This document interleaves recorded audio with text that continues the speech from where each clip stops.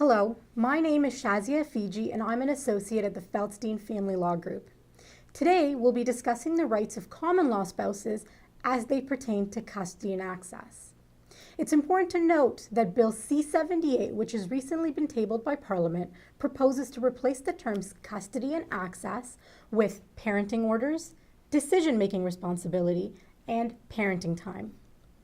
Although the law pertaining to property division applies differently to common law and married spouses, all parents have the same legal rights and obligations with respect to children, and this is regardless of whether the parents were married or common law. When you and your partner separate, you'll have to make several important decisions regarding your children. First, you'll have to decide where your children will live. You and your former spouse will need to determine whether your children will reside primarily with one of the parents or whether you'll have shared parenting time.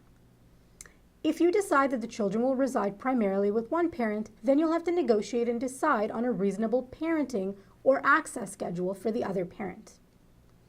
Apart from the children's residence, you'll also need to determine which parent, or whether both, will be responsible for all of the major decision-making regarding the children. For example, their education, health, and/or religious upbringing. If you and your common law spouse have joint decision-making responsibility, this would mean that you will be both able to jointly and cooperatively make major decisions about your children together. Alternatively, if you and your common law spouse are unable to act cooperatively or communicate effectively, it may be more appropriate for one parent to have sole decision-making responsibility. This parent would then be responsible for making all major decisions for the children and will not need the other parent's consent when making such decisions. It's important to remember, though, that such decision-making responsibility only refers to major decisions, for example, decisions pertaining to the child's education or health care. The arrangement for decision-making will have no bearing on a parent's parenting time and further will not affect or negate a parent's right to make inquiries and be kept informed of decisions regarding their child's health, education, and welfare. Lastly, and perhaps most importantly, it's important that you know that the overarching and key principle in terms of all child-related issues is the best interests of the child.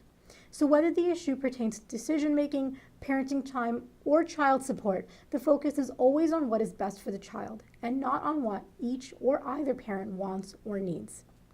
If you would like more information on custody and access, please feel free to visit our website at www.separation.ca or call us at 1-855-909-990203 to schedule a consultation.